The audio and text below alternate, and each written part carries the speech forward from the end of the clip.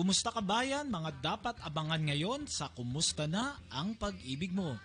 Pangarap na bahay kayang maabot sa housing loan sa pamamagitan ng Pag-ibig Fund. 800,000 workers kailangan sa Taiwan ayon sa MECO. At alam mo ba to, mga impluensya ng bansang Mexico sa Pilipinas, ating pag-uusapan. Ito at marami pang aabangan ngayon dito sa ating programang Kumusta na ang Pag-ibig Mo.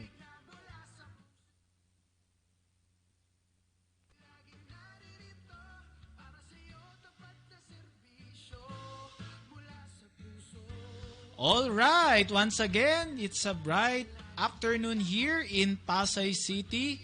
Muli po, anumang pong timeline kayo napapabilang, magandang umaga, tanghali, hapon, gabi, or madaling araw man dyan sa kinabibilangan yung time zone, ay meron pong tiyak na mga ngamusta sa inyo. Walang iba kundi ang inyong lingkod Pag-ibig, Erwin David, at sa programa nating ito ay tsak na makaasusumpong tayo ng iba't ibang impormasyon at talakayang OFW, culture sa ibang bansa at trivia sa programang Kumusta na ang Pag-ibig Mo.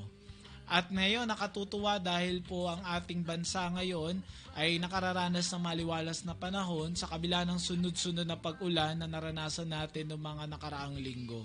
At ngayon nga ay alam ko po papalapit na ho ang Pasko, pero ganun pa man ay iba-iba ho tayo ng paraan ngayon ng pagpapalamig. Pero ayos lang yan. Ang mahalaga ngayon ay nandirito tayo at sabay-sabay natututok sa programang ito. Ang Kakampi po online ay kasapi ng Philippine Online Broadcasters Association. And live na live tayo napapanood sa official FB page ng Kakampi Online, official YouTube channel of Kakampi Online. At syempre po, no, sa mga sumusubaybay po via Zoom, kung nandiyan po kayo ay welcome po sa ating programa pong ito.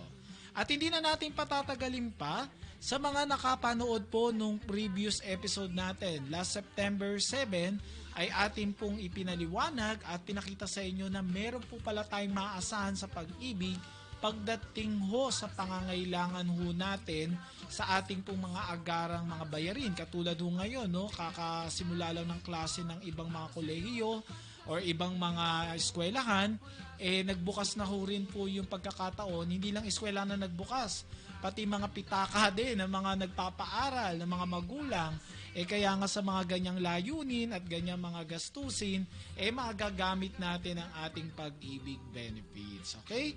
So, muli ay papakita po natin, a quick recap lang naman to, para sa mabilisan lang po nating pagkakaroon ng idea. Ano nga po ba itong mga mapapakinabangan po natin? Yan.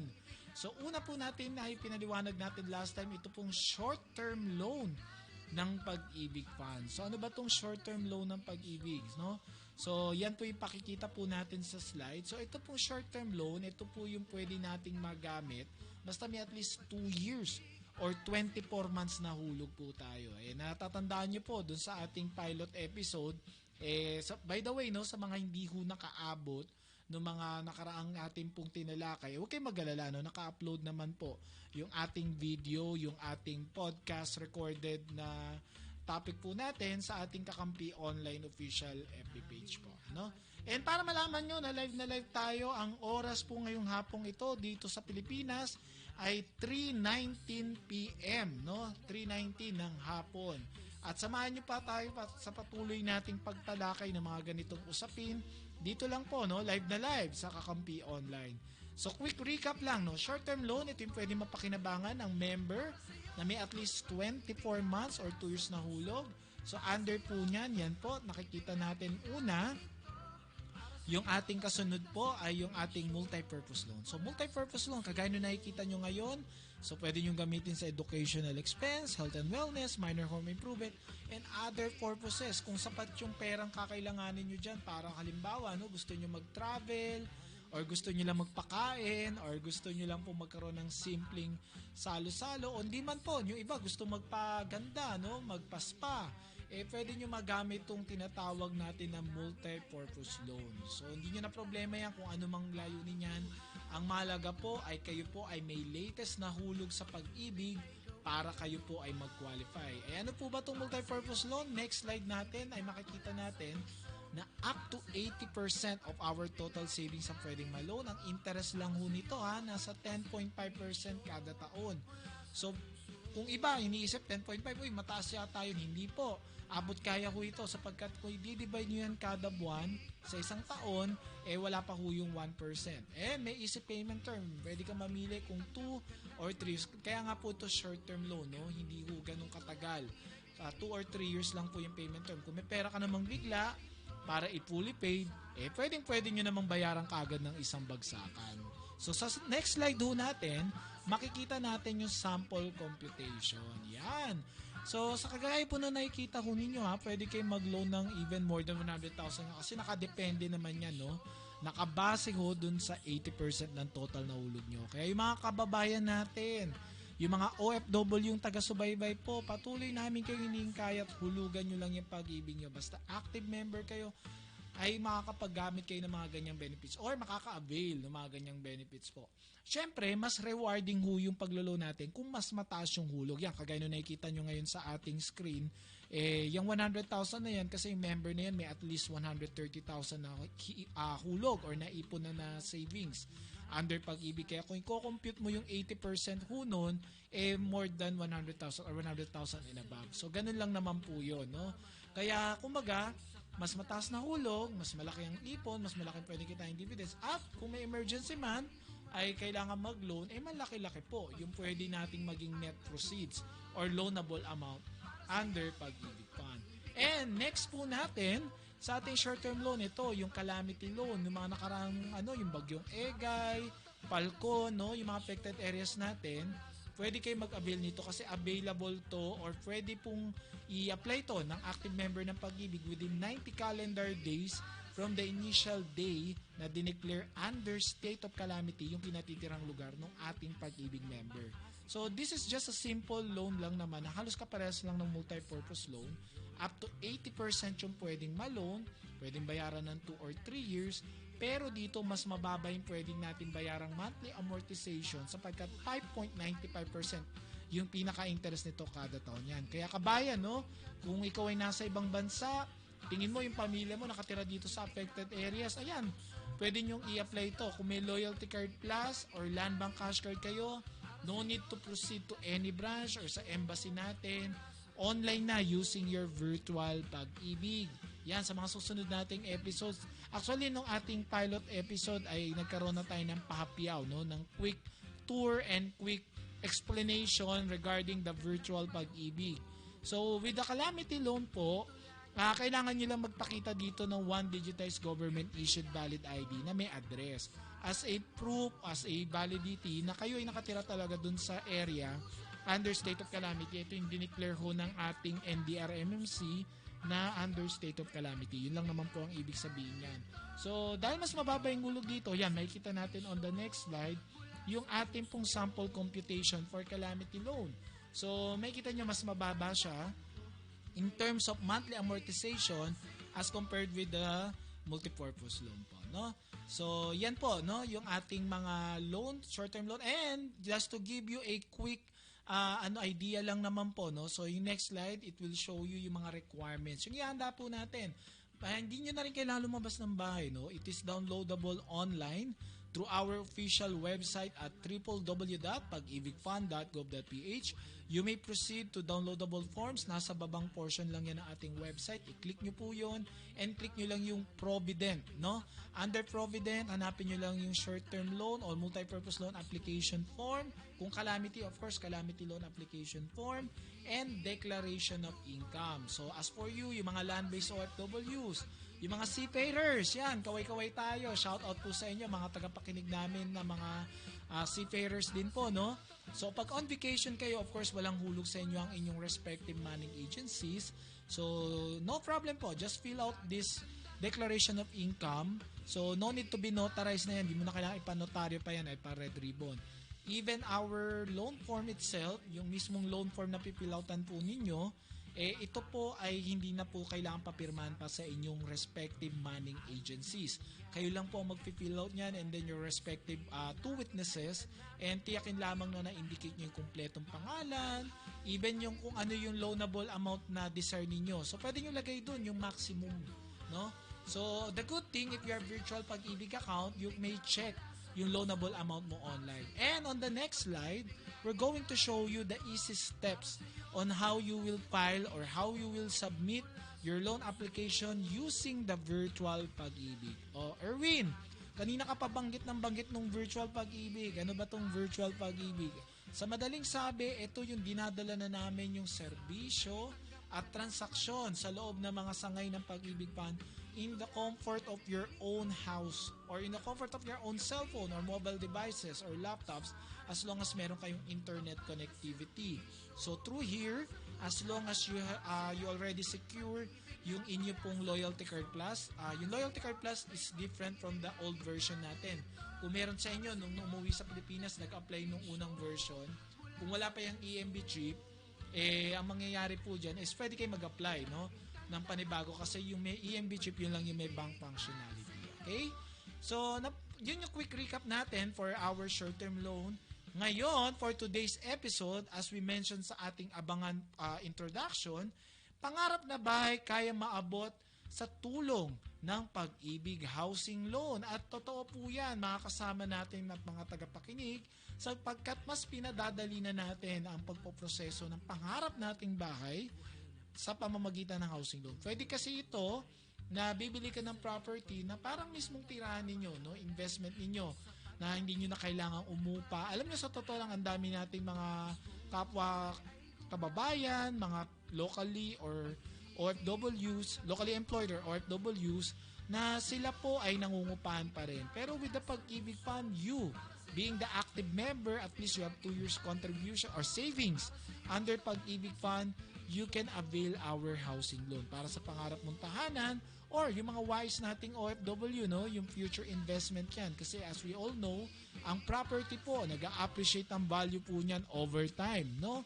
And ginagamit din ng iba to for yung parang pinapa-Airbnb nila kasi basta po residential, may malinis na titulo yung property, pwede yan sa Pag-ibig. So, pwedeng bibili ka ng property sa isang individual or kakilala mo na nagbebenta ng bakanting lote or fully developed house and lot, townhouse or condominium unit, or pwede naman sa isang developer o di kaya naman po ay yung ating mga acquired assets na nakikita sa properties under negotiable sale sa website ng Pag-ibig. So hanggang magkano ba pwede ma-loan sa housing loan, Erwin? I'm interested na. How can I avail and how much, no? On what extent? So ito na po yun. You can borrow up to 6 million pesos po. No? So, yan po yung pwede nating magamit sa housing loan ng Pag-ibig. Maximum payment term is 30 years. So, alam niyo po, kapag yung ganyang mas mahabang panahon ng pagbabayad, it also means na pwedeng mas mababa ang pwedeng bayaran kada buwan. So, kung kayo dyan, yung mga OFWs nating mga tagapakinig at taga-subaybay sa ating live na kumusta na ang Pag-ibig mo, kung ikaw ay wala pang 36 years old and above, it means nasa 35 years old and below, pasok kayo dyan sa 30 years. But don't worry, no? Kung medyo 36 years old and above ka na, you can still avail a housing loan on a shorter period naman, like 25 years or 20 years. And sa inyo naman po, na halimbawa, no, ay 30 years yung na-approve sa inyo. Nagkataon, may pera ka naman bigla para tapusin at bayaran ng buo yung pera po ninyo o yung loan po ninyo sa Pag-ibig, pwede nyo naman pong i-apply to principal. Ibig sabihin, it is at least times 2 or times 3 of your regular amortization na pwede nyo direktang bayaran sa mga any branches ng Pag-ibig. Ibig sabihin, yung mismong principal na yung babawasan. Or kung ipupully paid ninyo, you will ask for a computation naman on the desired date na gusto nyo po na mahulog po yung inyong full amount payment for housing loan. Nor prepay penalties. Yan, that's one good and salient feature of Pag-ibig Housing Loan. And multiple housing loan is allowed. Anong ibig sabihin ng multiple housing loan is allowed? So 6 million yan, di ba? So halimbawa po, no, may worth 2 million ka na ngayon na housing loan sa Cavite. Okay, nagkataon, Erwin, may nakita pa akong isang property somewhere in Bulacan. That property worth is 1 million po. So, lumalabas kung sakaling parehas yun ang in-apply sa Pag-ibig Housing Loan nyo, meron ka ng existing na 3 million na housing loan borrowed, no?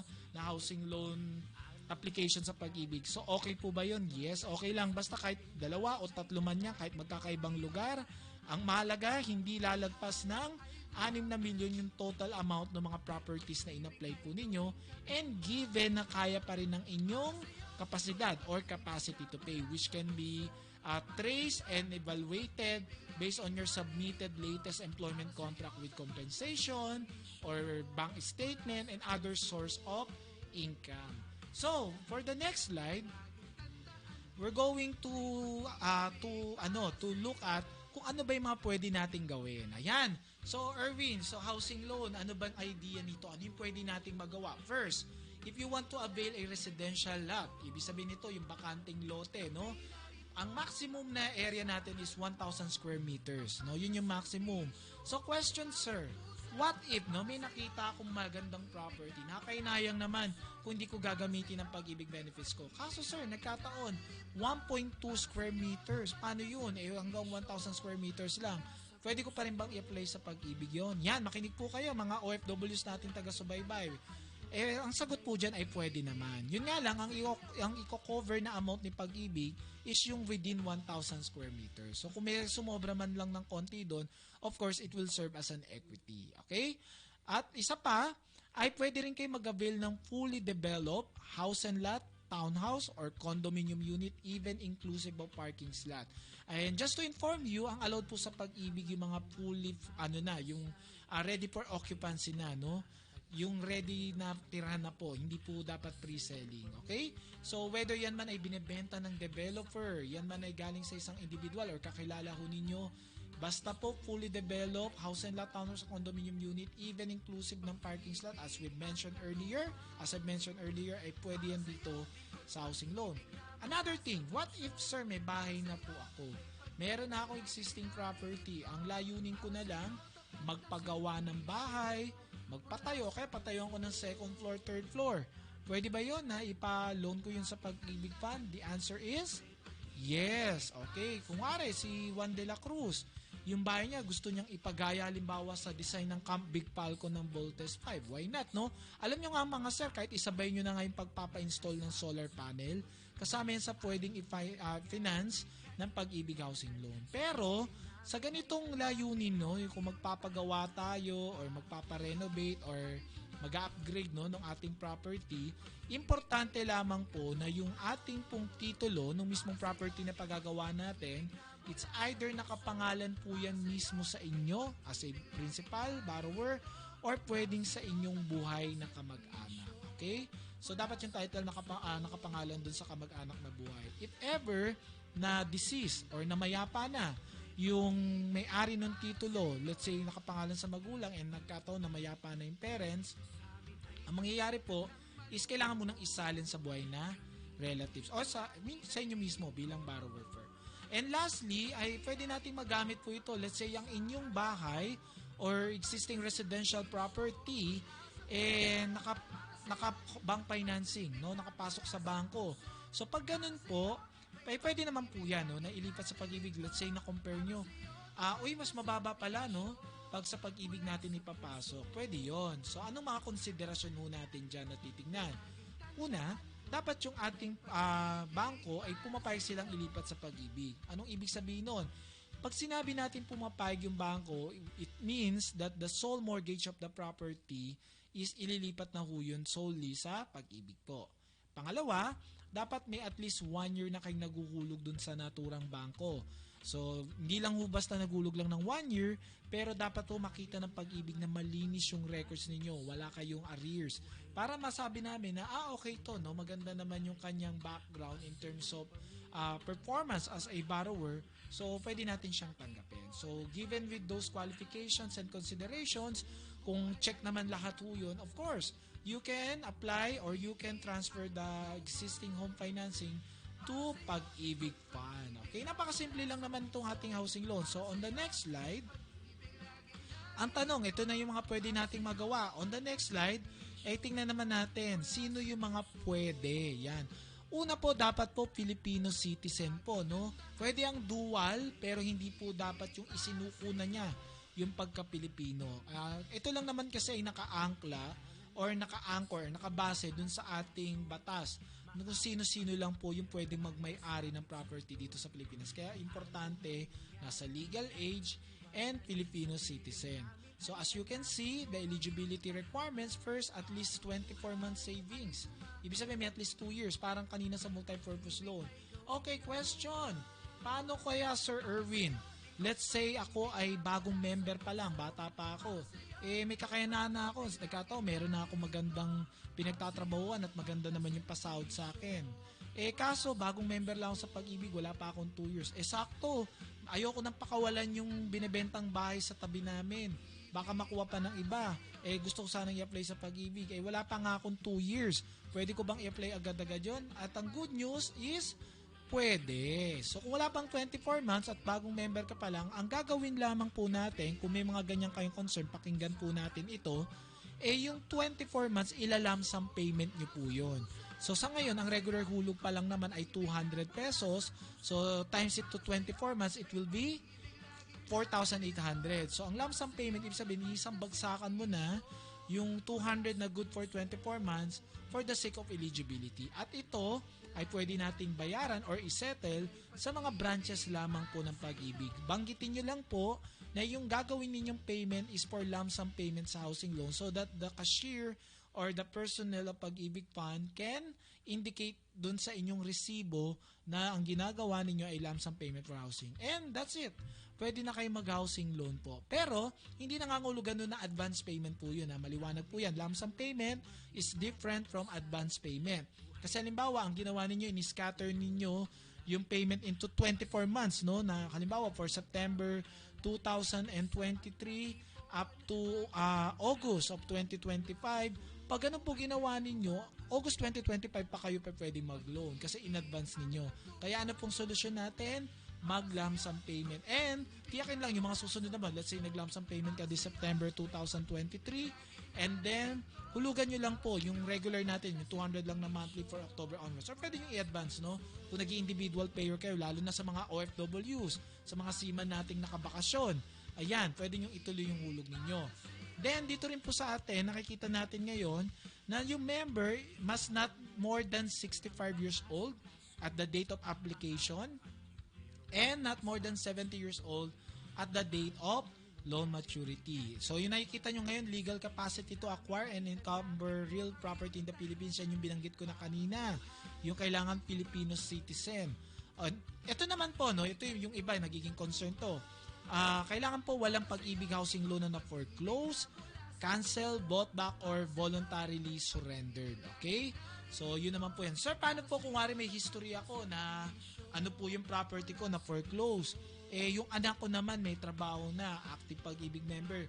Pwede po ba yung anak ko na lang ang mag-loan at siya po yung gagamit ng aking anong Pag-ibig? Of course, yes. No? Hindi naman saklaw yung anak po ninyo. Pero kung asawa yan, let's say ay nag-file ka ng housing loan before at na-foreclose yan at nagkataon nung nag-file ka ay married na kayo, hindi po rin siya pwede. Okay? And it with existing Pag-ibig housing loan or short-term loan payments, it should be or it must be updated. Okay? So, ano ibig sabihin ng updated po? Okay lang po kahit mag-housing loan ka, may active ka ngayon na short-term loan, ito po yung kaninang tinalakay po natin, or vice versa, if you have short-term loan and if you want to build a housing loan, ayos lang po, kagaya na nababasa ninyo, dapat walang arrears. Kasi kumbaga, kung sa isang loan, hindi ka na nga nakaka-update, paano ka pa makakapag-loan nung isa pang loan? So, it should be updated. Next slide. Ay, meron pa tayong tatalakayin po, no?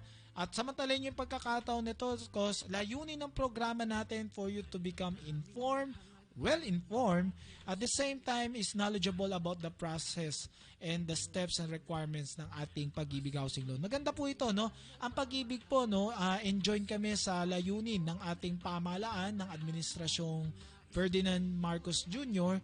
sa kanyang pambansang pabahay program. Ang Pag-ibig Fund ay buong puwersang sumusuporta po sa layunin pong yan dahil napakahalaga ko ng pagkakaroon ng sariling bahay sa bawat pamilya po. Alam nyo, hindi lang naman to for the sake ng basic needs natin na bahay kasi sa bahay po nakatutulong yan yung pagkakaroon ng pagmamay-ari na tahanan o yung bahay na mismo kinatitira natin ay meron tong implikasyon sa ating kalusugan, mental man yan o physical po, no? At sa ating overall well-being. So ngayon, ay gaano kalaki yung pwede nating mahiram? So sabi natin, Sir Erwin, 6 million, paano ngayon susukatin? or i-evaluate ni Pag-ibig gaano kalaki yung pwede kong ma-loan. So, nandiyan dyan po yung desired loanable amount, actual need, capacity to pay, at yung tinatawag natin na loan to appraisal value ratio, no? And just to inform you, up to the economic housing unit, it is 95%. Actually, mataas yan, ha? That is the approval rate of up to 95%. And over the economic housing limit, up to 6 million, which is 90%. So, just a quick explanation on this one. Mabilisan lang naman na pagpapaliwanag, no? Kung paano po tatakbo yung ma-approve sa akin ng housing loan. Let's say, ang desired loanable amount ko ay 2 million pesos. Let's say, ang layunin mo is ikaw ay bibili ng property. Ngayon, ang actual need ho ng property, ito yung kapag bibili ng property, ang lumalabas na actual need sa purchase, yung selling price. Yan yung nakalagay dun sa contract to sell. Kung refinancing po, ito yung outstanding loan balance nyo dun sa bangko.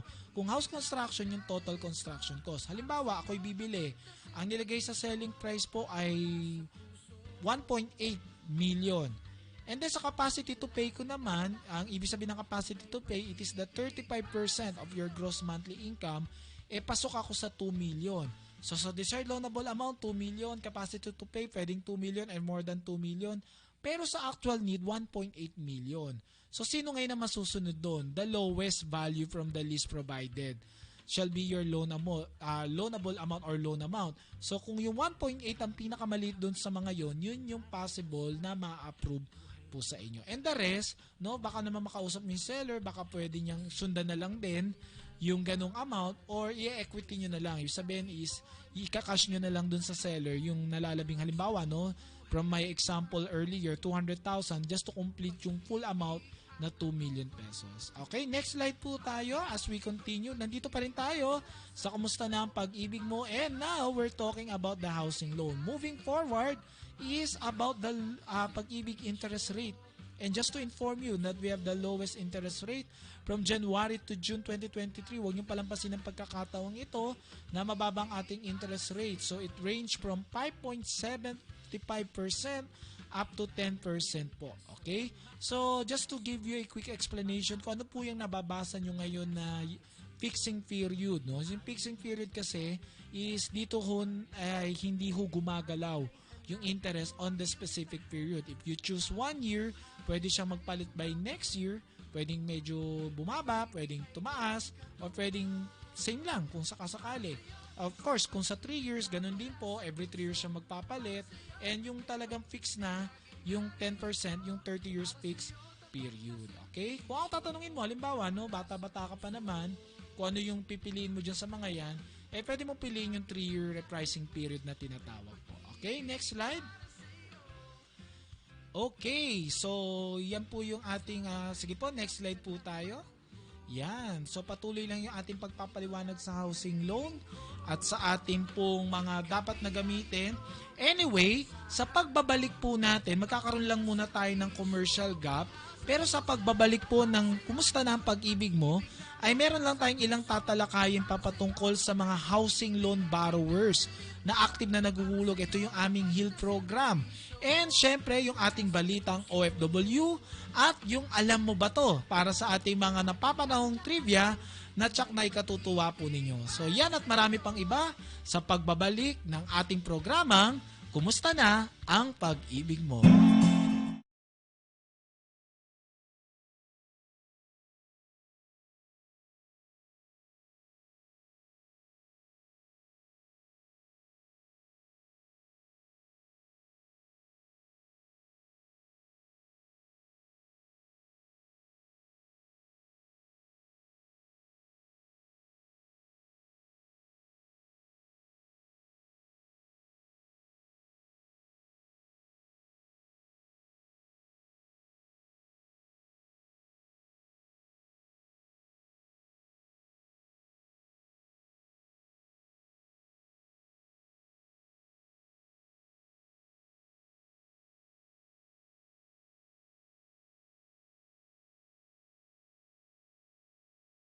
Nang may maaasahan. Simulan mo na ang forever mo ngayon. Fund your forever with Pag-ibig Fund.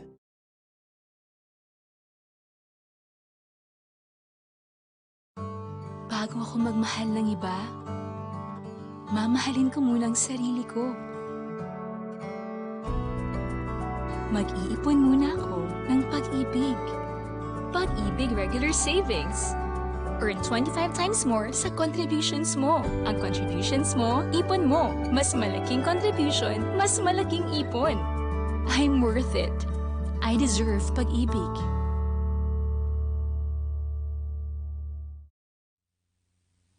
All right, once again, we're back here in our live na podcasting here at Kakampi Online. And once again, I would like to remind all our viewers, lahat ng mga taga-subaybay nating OFW sa iba't ibang bansa, mga seaman man kayo or land-based OFWs, welcome po sa ating Kakampi Online, and live din tayo sa ating YouTube channel sa Kakampi. Yan, Kakampi with double M, that is KAKAMMPI. No, Kakampi, and Kakampi Online sa ating official FB page and official YouTube channel. So para sa mga karagdagang impormasyon, kung gusto niyo masubaybayan at mas matuto pa, ay tingnan niyo lang yung mga shows nating available. At syempre, ang ating palatuntunang kumusta na ang pag-ibig mo. At ngayon, bilang pagpapatuloy ho natin, mula sa ating iniwan kanina, no, patuloy pa rin natin pinag-uusapan itong housing loan. So we already discussed about the eligibility requirements, yung mga pwede nating i-apply or gamitin. Ngayon naman ay magkano. So here, you can screenshot this one and you can take a look and at least have an idea or knowledge kung gaano ba yung monthly amortization natin. Gaano kalaki, no? Magkano yung pwede natin maging monthly amortization and required gross monthly income. So, totoo lang po, no? Yung based on comparison with other housing providers or house financing po, talaga namang abot kaya ho yung ating Pag-ibig housing loan. So, as you can see, it range from 1 million to 6 million. That is the example lang naman po for you to have an idea. Okay? Anyway, kung di nyo man makakita po ito or feeling nyo ay wala dito yung amount or desired amount or gross monthly income, don't worry, no? Sa aming official website at www.pagibigfund.gov.ph, you can find under housing program yung housing loan calculator. Wherein dun sa housing loan calculator, indicate nyo lang po yung inyong desired loanable amount or yung inyong capacity to pay, which is your gross monthly income, so that you may be able to compute or maaari nyo pong magkaroon ng estimation magkano yung pwede nyo ma-loan. Okay, moving forward for our topic on housing loan. Next slide po. Yan. So, for the 30-year term din po, yan. Ito po yung by the way, no, kung nalaktawan nyo na to, hindi nyo na nahabol po, don't worry, no? Nasa housing loan calculator naman yan. Or balikan nyo lang po to, no? And screenshot nyo lang po, okay? Next po. Okay, next po natin. Anyway, sa mga hindi po nakaabot kanina habang ina-explain po natin yung episodes, ang kailangan lang naman po sa housing loan is may at least 2 years or 24 months na hulog. Hindi naman po kailangan consecutive, no? Cumulative naman yun. Ibig sabihin kahit may mga buwan or taong kayo hindi nahulugan or hindi man tuloy-tuloy yung hulog, ayos lang po. Ano po yung lagi natin pinapaalala? Ang importante, may updated na hulog on the present month. Like now, if today is September, kailangan may hulog po tayo. Okay, so nakikita po natin, these are the easy steps. 6 lang naman yan na steps.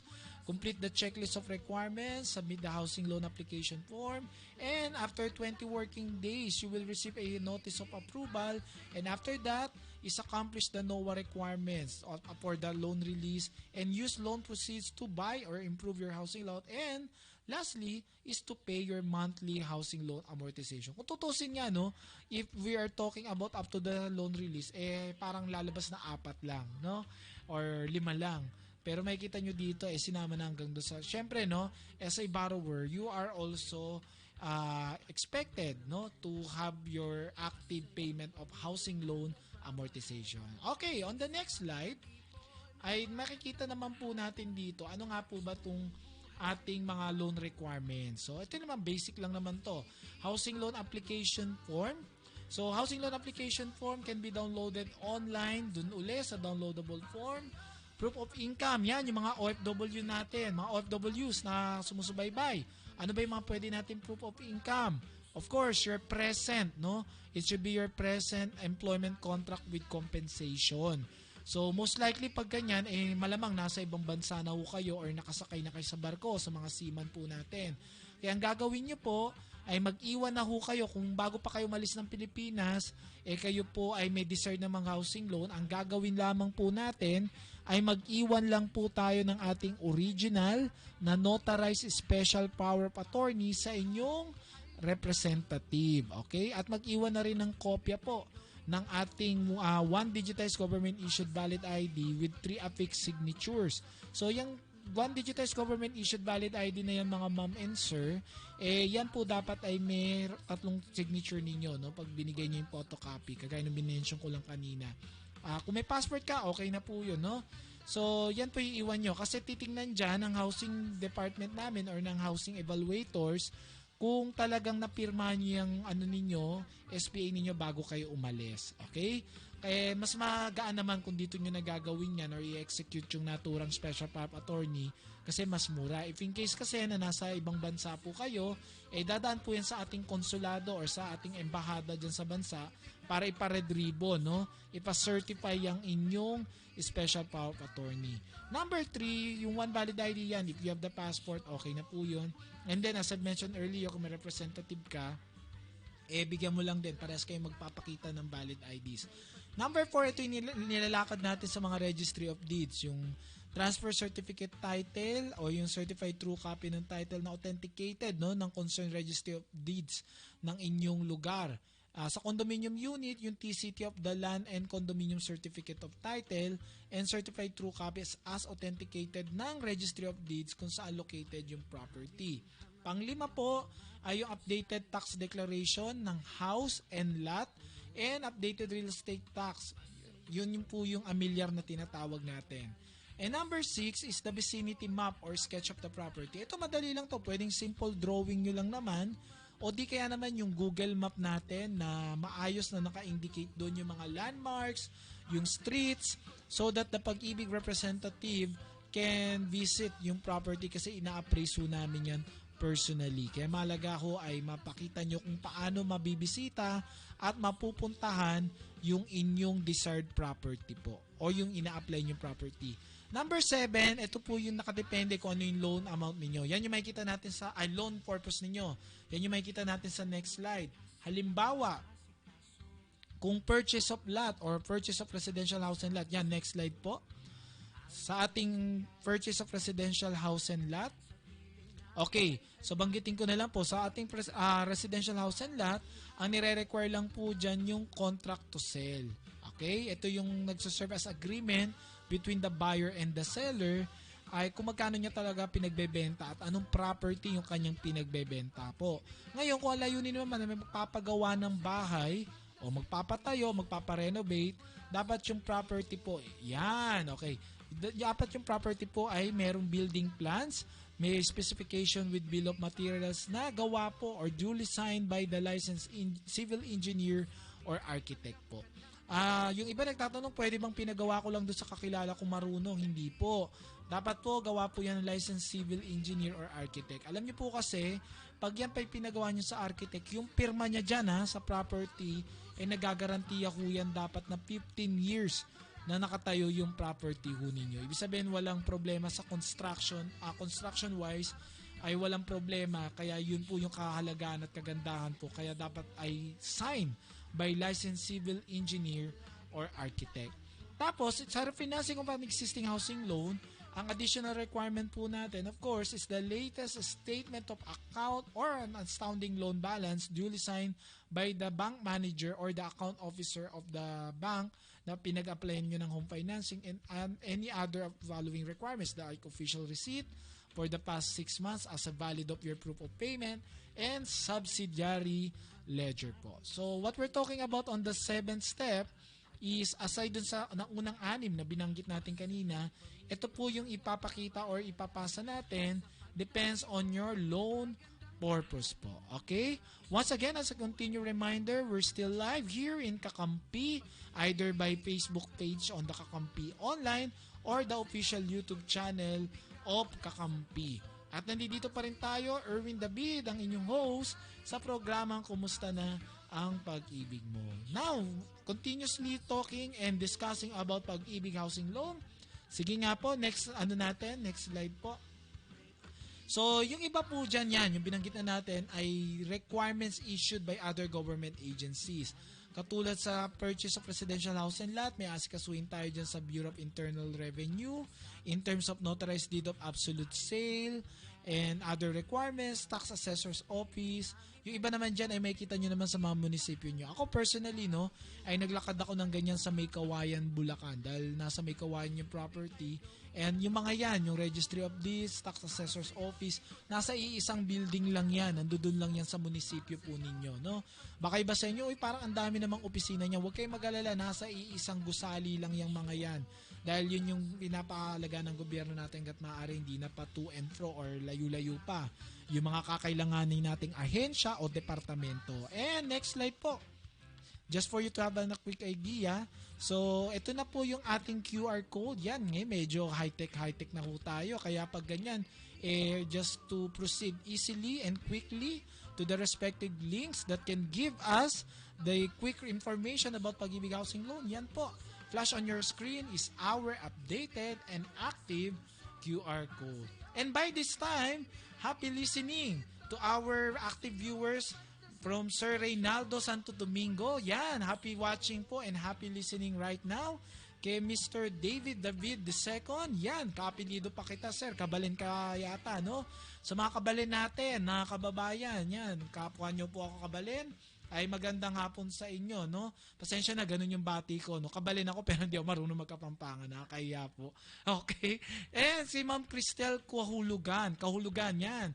And Sir Carlos Chung, yan, welcome and happy listening as patuloy pa rin tayo sa ating live broadcast, live telecast po ng ating Kumusta na ang Pag-ibig Mo. To all our viewers, Sir Reynaldo, Sir David, Ma'am Cristel, and Sir Carlos, thank you for watching our today's episode. At sa mga kababayan natin sa iba't ibang panig ng mundo, kayo man po ay OFW or locally employed na sumusubaybay po sa atin, ay welcome po kayo sa ating programang Kumusta na ang Pag-ibig Mo. And now we're done with housing. At sa mga susunod na episode, ay tatalakayin naman natin yung ating HEAL. No? So yung HEAL program po ay para po sa mga aktibong nagbabayad ng housing loan. Ito po yung isa sa mga magagandang programa na pwede nating salihan. Yan, ang tawag natin dyan ay Home Appreciation Loan or HEAL. But as of now, we will reserve it for the succeeding episodes. Kaya ang dami nyo pong abangan dito. Tandaan, every Thursday at 3 p.m. kita-kita po tayo dito sa Kakampi Online, Kakampi YouTube channel, and Kakampi FB page. And by this time, ito po, may mga nagbumabati po tayo kay Sir Arnel Cantoria from South Korea. Yan. And Ma'am Gina Espinosa. Yan. Happy watching and listening sa ating programa. And of course, ito, boss ko po ito, no? Vice President namin sa International Operations Group. Happy watching to Sir Vincent Neri. Yan, Sir Ting. Yan. Salamat po sa inyong pagsubaybay at pakikinig natin programang Kumusta na ang Pag-ibig Mo. And now, as I mentioned earlier, i-reserve na natin tong ating Home Equity Appreciation Loan for succeeding episodes. Kaya aalis muna tayo dyan. Dadako na tayo ngayon sa mga available jobs sa official website ng DMW, okay? Or Department of Migrant Workers po. So dito po, alam niyo po, recently ang ganda ng episode po ng ng ginawa ng GMA regarding human trafficking. Kaya po para maiwasan yung mga illegal na hiring po, yung magdudulot po ng kapamakan po sa atin, dun lamang po tayo sa tiyak at sigurado at wag na tayong lumayo pa. Nandito ang ating gobyerno para tulungan tayo sa mga ganyang concerns. At nandiyan po ang Department of Migrant Workers. So yun nakikita nyo ngayon naka-flash sa ating screen, ay ito po ay nasa official website ng Department of Migrant Workers or dmw.gov.ph. Right now, updated yesterday lang to, September 13, 2023. There are 7 job vacancies for the CAD engineer. Sa Japan po ito. At 8 naman, no, na English teachers ang kailangan din sa Lalaland Corporation and 40 factory workers naman sa ASJ Components. Ito naman ay under sa Malaysia. So yung sa Japan, is nangangailangan sila uli ng 7 CAD engineer and 8 English teacher. Sa Malaysia ay 4 po itong nakikita nating vacancies. 40 factory workers, 2 waiters, 3 restaurant workers, and 5 restaurant workers. Na magkaibang kumpanya yun, kaya naulit lang natin yung restaurant worker. One is for the Rotol Food Chain and K-Fry 101 Restaurant. At yung dalawa namang na waiter is sa Sunset Beach Bistro. And yung nabanggit na natin kanina na factory workers na 40 vacancies ay sa ASJ Components. And sa Maldives naman, yan. Accountant, yan, yung may mga ano po rito, no? Baka may mga accountant tayo naghahanap ng work abroad or opportunity overseas. It's your time dahil meron tayong 5 vacancies na accountant sa Maldives under po sa Travel Escape Maldives Private Limited and accounting assistant din on the same company at Maldives. And 10 travel guide naman on the same company pa rin sa Travel Escape Maldives Private Limited po. Okay. So, yan lang ang ilan sa mga pag-update ho natin patungkol sa mga job vacancies and job opportunities available abroad via our official website of our Department of Migrant Workers. Yan, kaway-kaway din sa mga kaibigan at mga kasama natin sa gobyerno dyan sa dako ng Department of Migrant Workers. Salamat din po sa inyo at bisitahin lang po natin ang kanilang official website. And right now, dadako na po tayo para sa ating balitang OFW. So kanina yung nabanggit natin na 800,000 manggagawa ang kinakailangan sa Taiwan. Ito po ay ayon sa MECO. So hindi bababa sa 800,000 job opportunities para sa mga dayuhang manggagawa ang magbubukas sa Taiwan at ang mga overseas Filipino workers ang prioridad ayon sa Manila Economic and Cultural Office or MECO sa Taipei, Taiwan. Okay, sa ulat ng 24 oras ng GMA News nitong Miyerkules, Setyembre, ay sinabi ni Taiwan Labor Representative Cesar Chavez Jr. na layunin ng Taiwan na kumuha ng mas maraming Pilipino, partikular sa sektor ng serbisyo at hospitality na palalawakin sa mga susunod na buwan. So yan, sa mga nagangarap po mga ibang bansa ngayon, yan po, magandang balita po ito at oportunidad para po sa mga gusto po magkaroon ng trabaho sa dakong ito ng Asia, partikular sa Taiwan. Bilang pagpapatuloy din ng ating pagbabalita, 100,000 manggagawa mula sa ibang bansa ang sinasabing target ng mga Taiwanese companies at kabilang ang mga Pilipino sa pinaboran nito. So, the target is mga December, mag-a-announce ng 800,000 workers sa ni Ginoong Chavez. Mataas din ang demand para sa mga Pinoy English teachers ayon sa MECO dahil ang Taiwan ay may hawak ng programang bilingual, ang bansa ay naghahanap ng higit pang mga guro para sa wikang Ingles. Sabi ni Ginoong Chavez, yung let passer na teacher ay averaging na 72,000 no na Taiwan dollars no at around 130,000 pesos yun kada buwan. Oy, malaki po yun ha.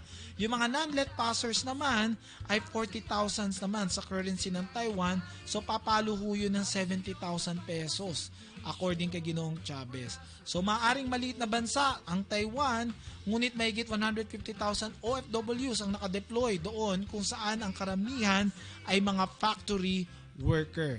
Isa sa mga matagumpay na OFW sa Taiwan ay si Ginoong Jeffrey Opriasa. Yan, Sir Jeffrey. Yung nanonood ka man ngayon, kaway-kaway sa'yo. Nakamakailan ay pinarangalan bilang isa sa mga model migrant workers ng bansa. Yan, nakaka-proud ito, mga kasama natin ngayon at kabayan, no?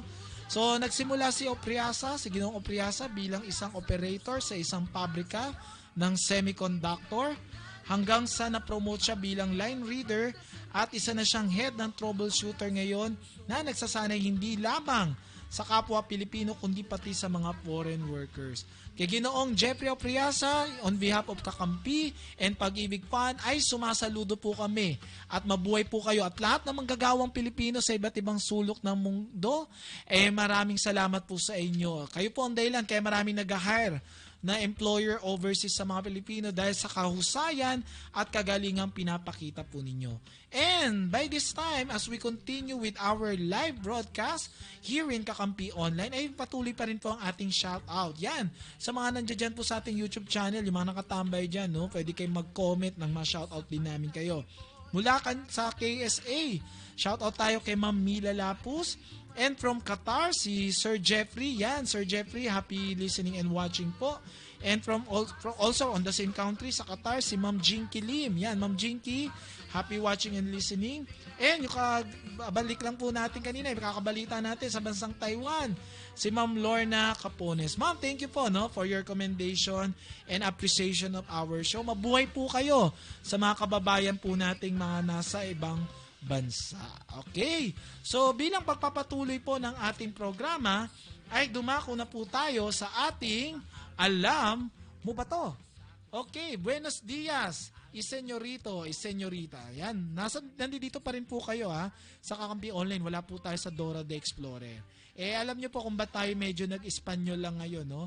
Sapagkat ngayong Setyembre 14, ay ang kasaysayan ng Pilipinas ay natapos po ang kalakalang galyon sa pagitan ng Mexico at Pilipinas nang magkaroon ng kalayaan ng Mexico sa araw na yun mula sa Espanya noong taong 1815. Yan. So itong araw na to, doon na nag-end yung galleon trade. Ito yung pagpapalitan ng mga produkto, ng mga pangunahing produkto sa pagitan ng Pilipinas at ng bansang Mexico. So sa konting geography lang, ang Mexico ay nasa dako pa po ito ng sa dako po ng North America, no?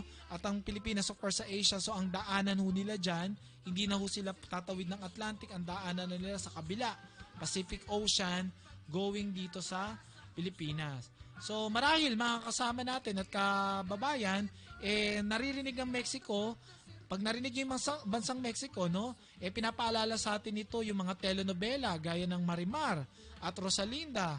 Okay, mga nakakatunggalin ni Manny Pacquiao, no? Yan, nandiyan sila Morales, sila mga Barrera, o di kaya mga pagkain gaya ng burritos at iba pa. Pero alam niyo ba na may matagal ng ugnayan ng ating bansa sa Mexico? Sa tagal ba naman nun? 1850 nagsara. So ito yung Acapulco, Manila Galleon Trade nung taong 1565 pa, no? Ewan ko lang kung may nabuhay nung panahong yan, nabuhay pa rin ngayon. Pero 1565 ay ito na yung simula ng komersyal na ugnayan sa pagitan ng Mexico at Pilipinas na kumakatawan sa isang mahalagang kontribusyon sa ekonomiya ng mundo sa pamamagitan ng pagsasama nitong tatlong kontinente. Nandiyan dyan ang Amerika, Europa at Asia. Dahil tandaan po natin ay hindi lang po tayo ang nasa loob ng pamamahala o colonization ng Espanya, maging ang mga counterpart natin sa North America na mga Mexicano ay ganun din po ang kanilang sitwasyon. So ang ruta ng kanilang kalakalan ay nagtatatag din ng isang mahalagang paraan para sa pagpapalitan ng hindi lamang ng mga kalakal, pati rin na pagpapalitan ng kultura, tradisyon, panitikan at pagkipag-ugnayan sa mga tao. Ngayon, kasama ang Mexico at Pilipinas bilang sa mga emerging economies o tumataas na ekonomiya. Ang bilateral na relasyon sa kalakalan at pamunuan at matatag ay patuloy na umuunlad. So, ang Pilipinas kasi ay nagsaserve as ideal bridge para sa mga produkto ng Mexico sa Southeast Asia. Dahil dito, ang bansa ay isa sa ika-19 na kasosyo sa kalakalan ng Mexico. Tayo po yun, Pilipinas, na may kabuuang kalakalan na higit 3 bilyong dolyar. Sa kabilang banda, ang Mexico naman ang pangalawang pinakamahalagang merkado sa Amerika para sa Pilipinas pagkatapos ng Estados Unidos na nalampasan ng Canada at iba pang bansa sa Latin America. Ang Mexico rin ang ika-5 pinagmumula ng import sa Amerika para sa atin dito sa Pilipinas. So sa katagalan ng ugnayang ito, no, mga kababayan, ano-ano man naging impluwensya o pamana ng bansa ni Talia sa bansa ni Juan. So maraming Mexicano, para sa inyong kaalaman, ang nanirahan sa Maynila. At maraming salitang Nual ang pumasok sa Tagalog, no? Excuse me po, no? Ang pangunahing wikang Pilipino, kabilang dito yung salitang atole, avocado, balsa, kakao, kalabasa, kamote, chiko, tsokolate, coyote, nanay, tatay, no? Yung nana, tatay without Y, no? Ngayon ay ginagamit natin as nanay at tatay. Tukayo at sapote, no? Parehong meron, alam niyo po yan, yung nakikita niyo po ngayon, no? Yung watawat yun sa inyong letrato. Ako po, natikman ko na po ito, no? Yung tamales. Kaso yung natitikman ko pa lang yung local version, no? Sa Pampanga po, no, may mga gumagawa po niyan. Yan po yung kanin, yung malagkit na kanin, yung giniling na bigas po yan, na binalot sa dahon ng saging na may palaman na nilagang itlog at saka laman ng manok na nilagyan ng atswete. No, ang original version niyan ay nasa Mexico, no? Binalot naman nila yan, hindi sa dahon ng saging. Sa husk, no? Yung pinag-aanuhan, pinagbabalatan ng mais. Doon siya binabalot, yung corn, ano naman yan, corn flour na may kasama pong palaman na karne. So, yun din po yun. Pero alam niyo ba, bukod pa po dyan, alam niyo po, dati may sumikat na Spanish band na menudo, pero alam niyo ba, ang menudo ay isa sa mga pinamana ho na pagkain ng Mexico. Yan din yung leche flan, no? Yung leche flan natin sa Pilipinas naiiba kasi napaka-thick nung kanyang texture. Alam nyo, kakabanggit ko ng mga pagkain ngayon, parang nagugutom na ako. Siguro after nitong podcasting na to, kakain tayo dyan ng kundi tamales, no? Sana may nagbebenta talaga nito. O di kaya ay leche flan. So ngayon, parehong may nilagang dish, no? Yung may mga ang Pilipino at Mexico na tinatawag natin nga na menudo. Ngunit ang dalawang pagkain ito na may parehong pangalan ay hindi maaaring magkaiba. Ang salitang menudo kasi sa salitang Espanyol ay nangangahulugan na maliit, no? At malamang tumutukoy ito sa ideya na ang mga sangkap ng ulam na menudo ay tinadtad sa mas maliliit, kagat laki na mga piraso o bite size. Ngunit doon nagtatapos ang pagkakatulad ng Mexican menudo sa Filipino menudo dahil nakakaiba na sila sa ingredients. Dahil ang Mexican version ng menudo ay may beef tripe or beef tripe, no? Ito yung sa madaling salita, ito yung tuwalya. Okay. So yung tuwalya, mayroon yan sa menudo ng Mexico. Dito yung tuwalya, alam niyo saan nakikita? Kare-kare. No, speaking of kare-kare, kanina yun yung ulam ko po, no? Wala lang, na-share ko lang po, no? So, yan po yun. Pero alam naman natin, ang Filipino version, no? Ay meron pong ham, meron chorizo de Bilbao, may chickpeas, may baboy, may atay, at minsan pa nga meron pang pasas, no? Yung menudo. Ngayon nagkakalituhan pa yung iba kung ano daw yung pagkakaiba ng apritada, mechado, menudo. Basta ang menudo, natutunan natin ngayon, tinatad ng maliliit na hiwa. At ngayon, dahil sa ating trivia na dapat or alam mo ba to, nalaman po natin na pag nakikita natin ngayon ng mga ulam at pagkain kagaya ng menudo, tamales, leche flan, ay maaalala natin ang bansang ating matagal ng kaugnayan, ang bansang Mexico. Naku po, mga kasama natin nandito, matatapos na naman ang ating isang oras na talakayan ng mga serbisyong pag-ibig, programa, updates at mga balitang OFWs at trivia po. Katatapos lang natin mag-usap ng pagkain, no? Menudo, tamales, leche flan. Malamang, magpapasko na ho, makakapiling nyo na naman yung mga pagkaing pinamana sa akin ng bansang Mexico dito sa mga handaan natin. At syempre, kung may taliya ang Mexico, malamang sa handaan, alam ko na gagawin ninyo. Kung may taliya sila kayo, magsasharon kayo, no? After ng handaan, malamang kunin nyo na ho at unahan nyo na ho kung sino man yung pwedeng magsharon sa mga handaan. Muli, mga kababayan, mga kasama, mga taga-subaybay, at by the way, bago tayo magtapos, muli, ay akin pong babanggitin yung mga happy listening and watchers natin.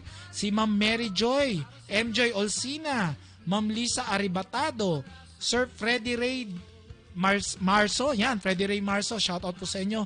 And once again, yung aking boss po, no, from PIOG, our Vice President in PIOG, Sir Vincent Neri. Yan. So muli, abangan nyo po next week, Thursday, same day, no? Same day, same time, kita-kita po muli tayo sa ating programa na patuloy na mangangamusta at magbibigay ng mga kagamit-gamit na serbisyo, programa ng Pag-ibig Fund. Ito po ang inyong lingkod Pag-ibig, Erwin David, at kita-kita tayo sa susunod nating talakayan na kumusta na ang pag-ibig mo. Ingat po tayo at pagpalain po ang bawat isa sa ating mga trabaho at pakikipagsapalaran sa ating buhay at ibang bansa.